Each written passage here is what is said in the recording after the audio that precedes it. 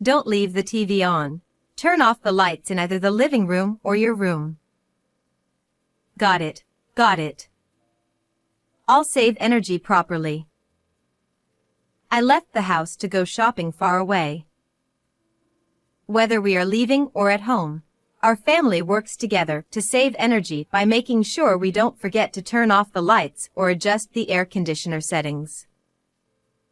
Today, as usual, I went out with the family reminding each other to be careful.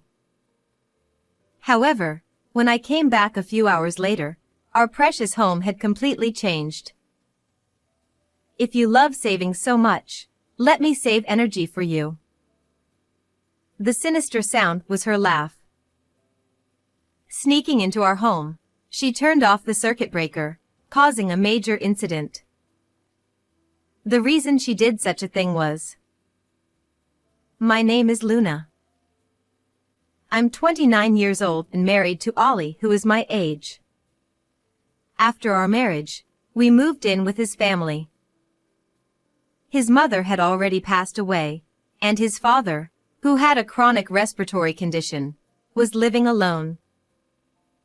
My husband, worried about his father's health, persuaded me to move in while I continued working.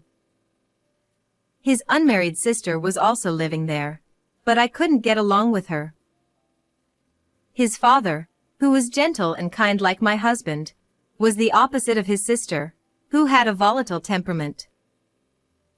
I, being straightforward, often clashed with her, and as her elder, barely managed to keep her in check.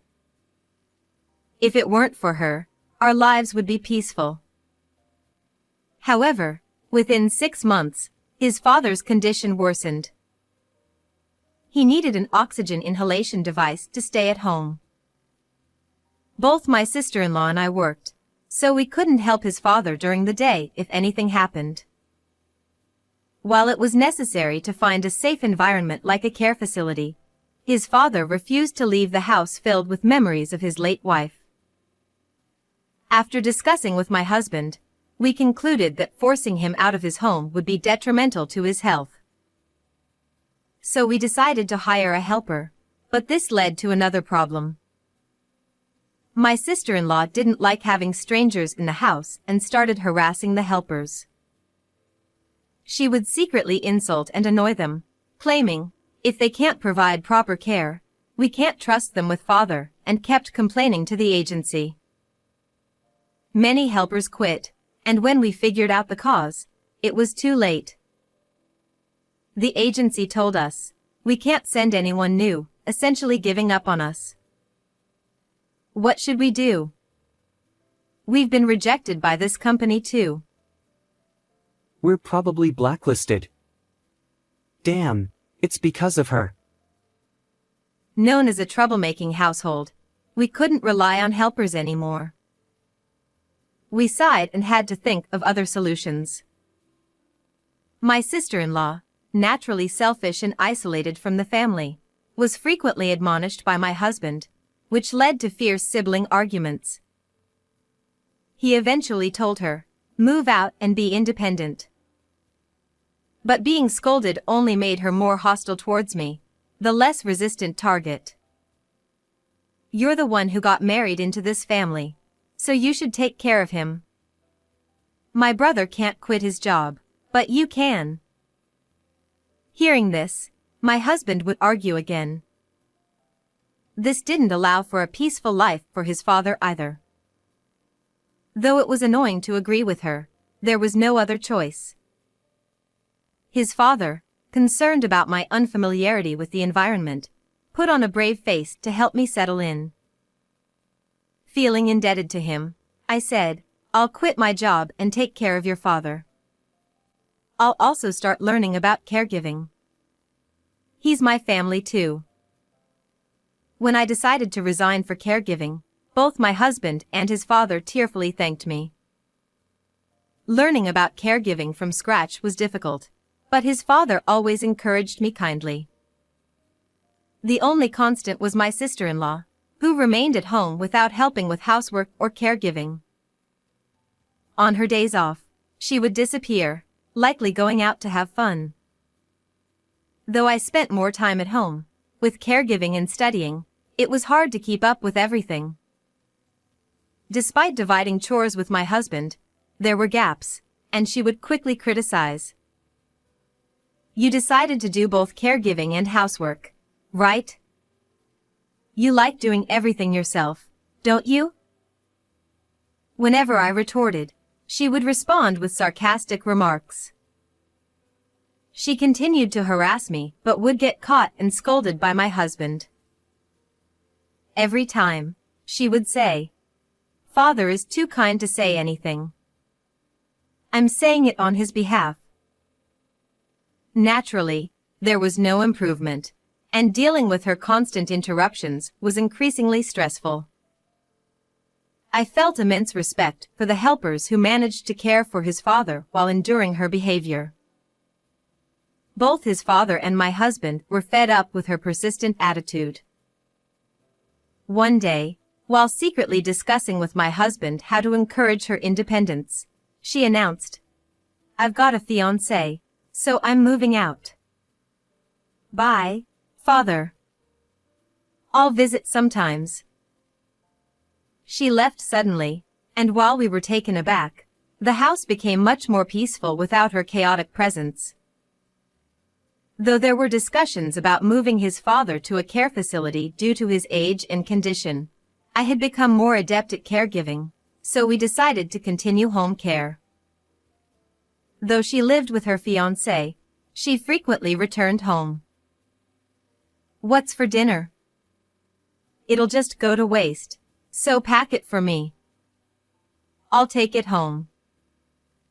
It seemed she was relying on leftovers to avoid cooking for her fiancé. Her selfishness remained, treating me like a housekeeper. Don't order Luna around without helping, Anna. Yes, yes. Sorry, Luna. Satisfied? Now hurry and make dinner. She ignored his mild reprimand, brushing it off. Honestly, cooking the same amount as before wasn't the problem. The real issue was the expenses. Despite moving out, she contributed nothing financially while taking advantage of everything, straining our budget. Moreover, she had no sense of saving energy or money. "Anna, please turn off the lights in unused rooms. Are you going to the bath or not?" She lay on the sofa, playing games on her phone, with the TV on and all the lights in the bathroom and changing area turned on but with no intention of moving. Trying to get her to choose between the game and the bath, she glared at me. "Fine. I was just about to go, so don't interrupt me. Always nagging about saving energy like an idiot. It's not even significant savings. You're so stingy, old lady." Anna. How dare you speak like that? "I meant big sister. Don't get mad over a small word." Her retort followed his scolding as she finally turned off the TV and went to the changing area. Though she argued, she listened to our requests. Despite years of work and having a fiancé, her maturity remained that of a rebellious teenager. I no longer expected her to act her age. Our relationship hadn't improved even after she moved out, maintaining tension. I thought energy saving could connect our family, but that too seemed challenging. One day, I was driving to a large shopping mall in the suburbs, quite far from home. I had gone out shopping at my father-in-law's request. It's not that he can't go out himself, but he needs to carry a portable oxygen tank whenever he does. Though the tank has a trolley, it's still heavy and cumbersome for my elderly father-in-law. Moreover, the nasal cannula makes it evident that he needs oxygen therapy, prompting sympathetic remarks from acquaintances he meets. Tired of being pitted, my father-in-law seldom goes out and often stays at home. Although he had made such requests many times before, my husband usually handled them when he was home. I was careful not to leave my father-in-law alone, but this time, I had no choice but to go out. Though I was worried, I knew he wasn't helpless. He only needed the oxygen tank for breathing, but he was still capable of doing many things on his own. I urged him to use the air conditioning adequately despite our efforts to save electricity, and then I set off for the shopping trip. After completing my shopping without any issues, I returned to our parking lot a few hours later, carrying the purchased items. Although I had left before noon, it was already late afternoon by the time I got back. Before entering the house, I picked up my phone, thinking my husband might have sent a message about dinner. But as soon as I saw the screen, I was shocked. What? There were countless missed calls. The calls were from my husband, my father-in-law, and the general hospital my father-in-law frequented. Cold sweat broke out on my back. I had switched my phone to silent mode while driving, a habit I had followed today as well. I hadn't realized the calls had come in. Anxiety welled up inside me. I first tried calling my husband back, but despite the repeated ringing, he didn't answer. Growing increasingly anxious, I next called my father-in-law's number, but he also didn't pick up. Desperate, I finally called the hospital's number. A receptionist answered, and I inquired about my father-in-law, struggling to stay calm. He is currently hospitalized. I can't provide more details over the phone, so could you please come here? After being transferred through several departments, I received this information and froze. I responded that I would come immediately, hurriedly started the car again, and drove off. The traffic on the road seemed to reflect my anxiety. My father-in-law had been fine before I left, seeing me off as usual. Why had he suddenly been hospitalized? I deeply regretted leaving him alone. Arriving at the hospital, I followed the receptionist's directions to his room. Walking down the tense hallway, I quietly opened the door to find my husband already there. We exchanged surprised glances. He explained that he couldn't answer the phone because he had been waiting for my father-in-law's test results. I, too, had been unavailable while driving. I'm sorry I couldn't answer your call. It's fine. How is your father? Prompted by him, I looked at my father-in-law lying in bed. Though he looked slightly pale, his breathing seemed steady. He's okay. There's no serious issue. He's just here for some tests. Actually, Hearing from my husband that my father-in-law wasn't in danger finally allowed me to breathe a sigh of relief. But why had he been hospitalized? Just as I was about to learn the reason from my husband, the door to the hospital room burst open with a bang. My sister-in-law rushed in, her eyes filled with fear. Ignoring us, she ran straight to my father-in-law's bed and screamed upon seeing him. Ah! What happened to Dad? Her loud scream made my husband hastily try to calm her down. But her panicked voice echoed through the room. please, calm down. He tried to pull her away from the bed. Though her voice eventually softened, she suddenly glared at me and started yelling. You were with him. What happened? Her angry words hit me, and I was left speechless. My husband tried to intervene and calm her, but her anger was still directed at me. Amidst the confusion, I felt a strange sense of unease. While my father-in-law needed oxygen therapy, such a sudden hospitalization seemed unlikely. Please, let's calmly discuss this.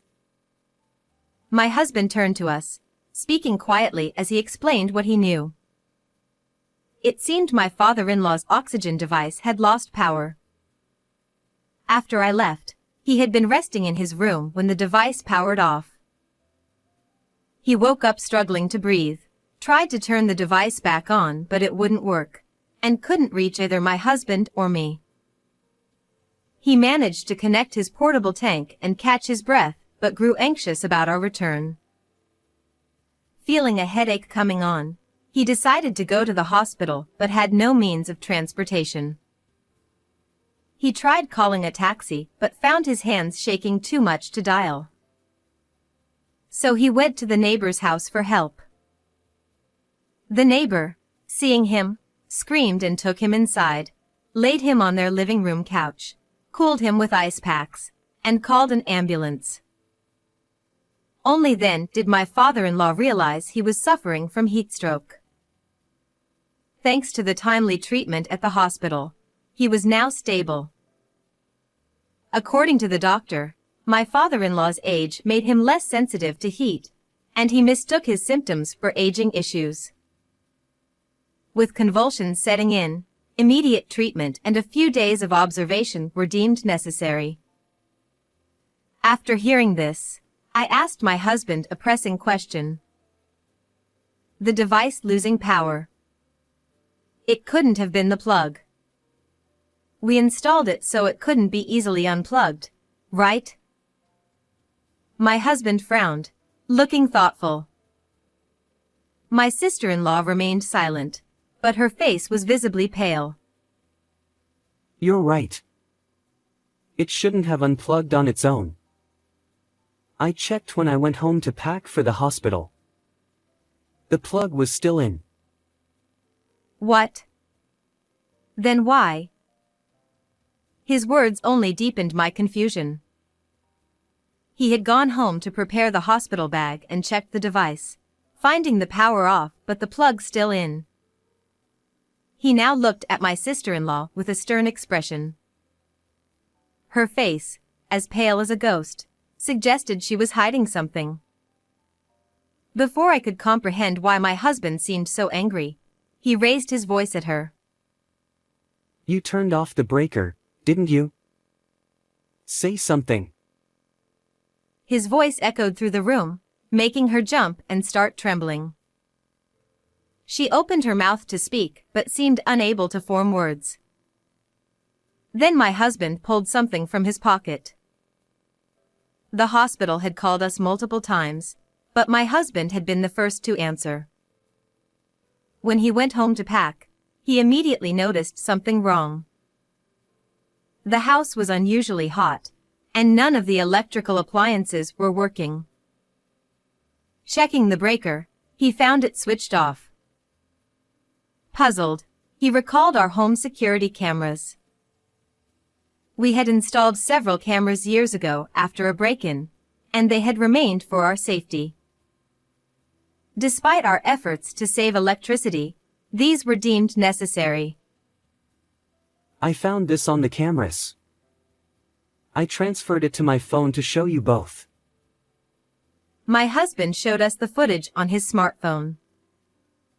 First, what appeared was the familiar entrance to our home. A few minutes after I had left, my sister-in-law showed up. I was surprised to see that she had come to our house, and I couldn't help but glance at her sitting next to me. She used her own key to unlock the door and went inside. Unlike her usual loud self, she was moving around cautiously, almost as if she was checking to make sure no one was around. It looked like she was confirming my absence. My husband operated the smartphone, switching to the camera inside the entrance. The location of our breaker is near the ceiling of the shoe cabinet.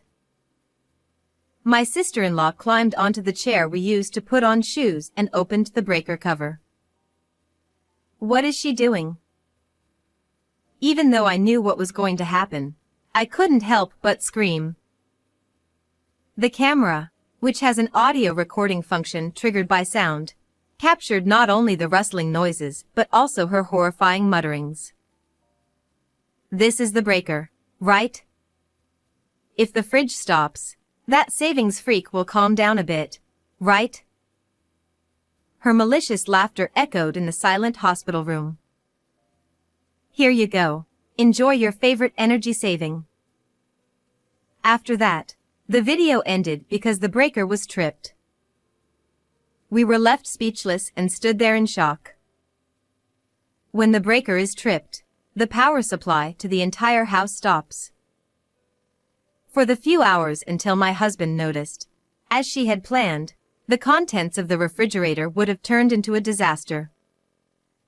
From her panic when she rushed into the hospital room, she clearly hadn't understood the gravity of her actions, but this was far too malicious to be considered just a punishment for me. However, she reacted in an unexpected way. Because you're always nagging about saving energy.